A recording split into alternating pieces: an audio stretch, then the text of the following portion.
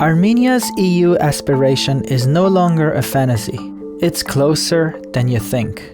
In January of 2025, Armenia's government passed a bill they described as the first step to EU membership. Armenians will have to vote in a public referendum before submitting a formal application, but latest polls show overwhelming support. And this is by no means a recent development either. Polls as early as 2006 show that Armenian sentiment has been consistent for nearly 20 years. But before we go any further, it's worth asking, does a path to EU membership even exist for Armenia? The EU Parliament says yes. Article 49 of the Treaty on European Union says that any European state may apply to become a member, provided that it adheres to the principles of democracy and respects fundamental freedoms. In March of 2024, the European Parliament overwhelmingly passed a resolution confirming Armenia met these requirements and that the country may apply for EU membership. Armenia is not entirely alien to Europe, as her geography might suggest. And I don't just mean historically or culturally, but also politically. Several bilateral agreements already provide a framework for cooperation between Armenia and the EU, most notable of which is the CEPA, which came into force in 2021. But things really started to move forward in 2024. After a high-level meeting in Brussels in April, the EU pledged 270 million euros in grants and economic support to Armenia. This was followed by the European Council's approval to launch visa liberalization talks with Armenia, which came in July, and on the same day the EU approved allocating 10 million euros to Armenia's armed forces, marking the first ever EU defense funding to Armenia. The EU's Foreign Affairs Chief, Josep Borrell, stated, "Security is an important element of bilateral relations with Armenia."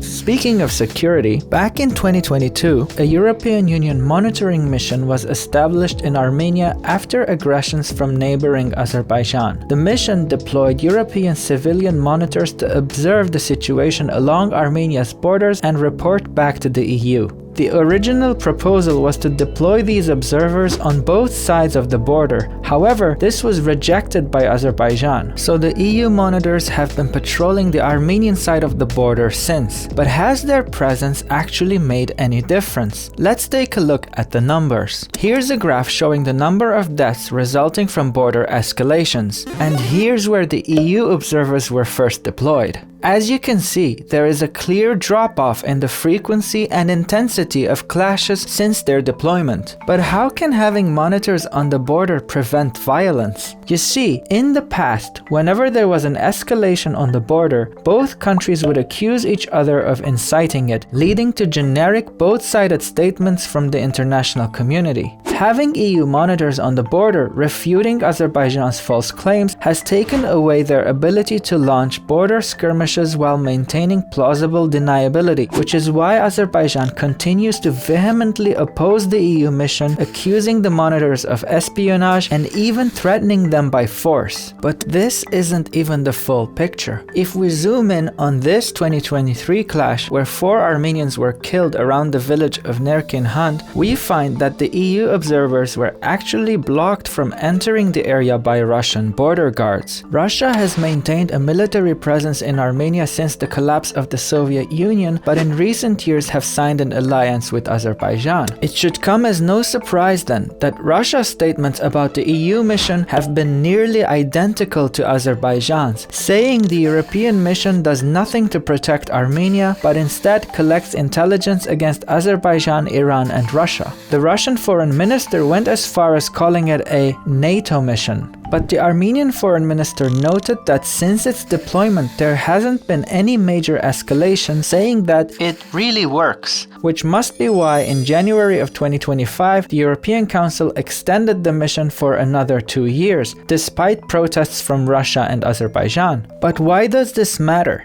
You see, foreign, security, and defense policy is one of the 35 chapters of negotiation between the EU and candidate states. These negotiations are what would follow Armenia's membership application. As a reference, Croatia is the most recent country to join the EU. They applied to join the Union in 2003, were granted candidate status in 2004, and negotiations started in 2005. After extensive reforms, the accession treaty was signed in 2011, and after all countries ratified the treaty in 2012, Croatia became an EU member in 2013. The entire process from application to membership took 10 years. So if Armenia were to apply for EU membership next week and follow a similar timeline, it might become an EU member around 2035. However, Armenia is obviously not Croatia, and a plethora of factors, such as the security issues, can prolong this timeline. By far the biggest gorilla in this room would be Russia. While Armenia has been recalibrating its foreign policy vector, the fact remains Russia still controls critical infrastructure, supplies Armenia's gas, and historically, when Russia sees a neighbor looking westward, it doesn't just watch, it retaliates. So my hope is that understanding this process and acknowledging the difficulties ahead will set realistic expectations and curb the effects of misinformation, because as the years go by, certain countries will try to exploit the EU's tedious bureaucracy to sow disillusionment in the Armenian public. I've already covered how Russian information warfare derailed Georgia's path to the EU in this video, so I'm not going to go into that again here. Go watch that video after this. Instead, I'll end on this. The timeline doesn't matter. Armenia didn't start from the same position as Croatia, so its path will be different. Whether it takes 10 years, 50 years, or never happens at all, doesn't really matter. Because having an EU sticker doesn't make a difference in daily life, but the reforms required in those 35 chapters, whether it's about the rule of law, corruption, the economy, or the environment,